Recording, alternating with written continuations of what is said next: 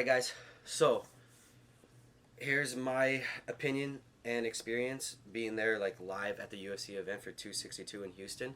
It was a great experience. There were some things I loved about it and some things, that I wish they could have done better there. I don't know how it is. This is my first time, so I don't know if it's changed in different places, but let's go ahead and just jump on into it. The first thing about being there that I thought was really cool was that just, the whole vibe of 17,000 people. Like that's an amazing vibe, you know what I mean? It's not the whole world, but it feels like it. So when everyone in there is reacting, you just know how the rest of the world is reacting, and the vibration and the energy of everybody is just ridiculous.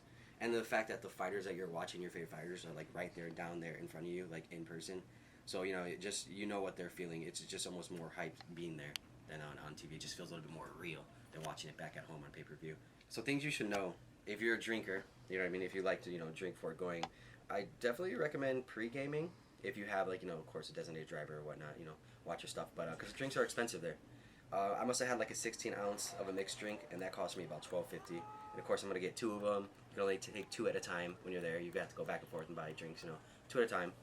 And so after that had to cost me about what, like 24, 25 bucks, and of course I leave a tip. I must have paid like $30 around there for two 16-ounce drinks of of cranberry juice and Tito's vodka. But I'm not mad or anything. I understand what I was gonna get myself into as far as the drinks. So yeah, that's the situation with the drinks. Just giving you guys a heads up for that. And so yeah, we were on the top row, like on the nosebleed top row. But luckily, the seats that we got were actually at the very bottom of the top row. So there was nobody in front of us, just like the balcony drop, which I think is what made it really good for us. I actually feel like we actually had some really good seats for not having the best seats. I was still very happy with our seats, if that makes any sense. We just look back and see everybody, and look down and see everybody. It was just a good spot to be. All right, so let's get into like a little bit more specific about the things that that are different. So you can't hear punches, but what sucked is that you can't hear commentary. Like you can't hear them commentating on like the fight. You don't hear Joe Rogan. You don't hear like what they have to say, which is a very special part. I'm sure to everybody is to hear Joe Rogan speak on the fight and talk about the fighters, hype everybody up, and give his little insights on Joe Rogan. What he does. You know what I mean? So you don't get to hear that at all. So that's a bummer until of course the fight's over. Then obviously you're gonna hear that. If I think something would be super, would upgrade the whole experience, would be that if obviously, because they're gonna have a mic there, so you could hear punches. That's how people hear it on pay-per-view. Because if you watch it on TV, you actually hear things. So they have a mic there. But if you were there, that crowd, you would never hear punches. You know what I mean? But they make it that way for you. So what I'm saying is that the same speaker that they hear, where you could hear the punches and all that stuff. Why don't they just put it on blast throughout the whole stadium?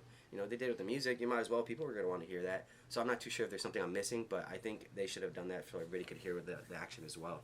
I don't see why not. So yeah, I went there that night. I had my picks. My two picks was, of course, I wanted Chandler to win. He was my guy. He didn't. Obviously, Oliveira took it. But just being there and being hyped on the moment and just being there in person. I wasn't mad about it at all, man. I was super happy just the whole experience. I think there was no booing for me. There'd be people booing in the crowd and whatnot, and I get it. It is what it is. But no, man, I have just too much respect for the fighters, and Oliveira won, and I was happy for him too. I'm just glad these guys went out there and put on a show in front of 17,000 people in a circle in a cage. Everybody, all eyes on you, and of course, out the world through a pay-per-view, everybody's looking at these guys.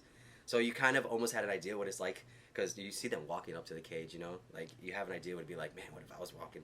You know what I mean? It was just such a more realistic vibe to be there, just to be like, oh man, pressure's on. You know what I mean? So yeah, it was just cool feeling that way. The co-main event, my guy won too, Dariush. If I got his name a little bit wrong, he's a new fighter. I'm a new fan of the guy. I like the guy. He's like a family man. So I was really hoping he won, and he did. So I was hyped on him.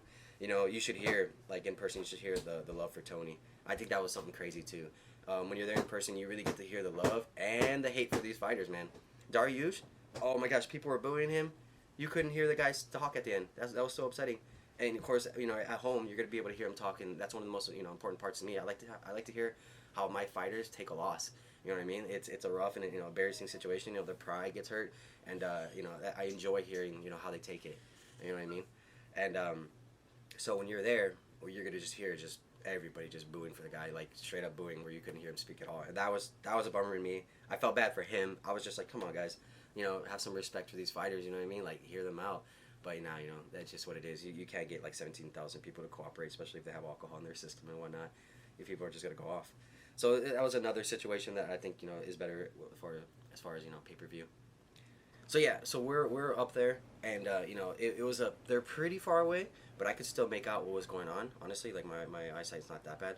And then if you do have problems seeing, or you do want to get a little closer field, they do have like big screen TVs like on all four sides. So you could choose to look up and down depending on who you're watching and how you want the feel for it. So I think that was nice to know that you could just look up and down in case get the feel you want out of it. But yeah, definitely worth it. I think if we would have been any farther like up back behind us, I think it would have been too far for me. So like I said, I think we got lucky that we were at the balcony of it. And I looked under us as well, and I felt like we actually had a better seat than the people under us, like not in the nosebleeds, just because they had a little bit more of a straight out cross view, when we had like an eagle view of what was going on as well, which I think was which was better. I think I enjoyed that better than just having a little bit more straight across views, a little bit over people's heads, a little bit across.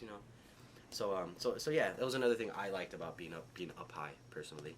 If there's one thing I want to tell people to be careful with, is if you are up there in the nosebleeds area, is that the stairs are steep, really steep stairs. I mean, if you had like a drink in you or so, and you happen to just like slip or tumble, there is no stopping you from tumbling all the way down. No one's gonna stop you. I'm talking about like I like to drop in on ramps. If that was a ramp, I'd be a little bit nervous. It was that steep. I guess it's just how they had to do it for the building.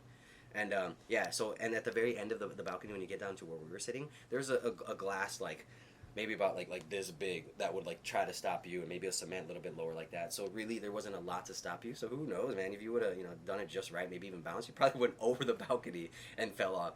You know what I mean? So man, I don't know. I mean, if you look it up, man, maybe there's some accidents in the past that people experience because the stairs were small. I already have good balance, and it was pretty scary just for me and my brother David to get drinks and come back down. So you can I can only imagine other people with not good balance, or just oh man.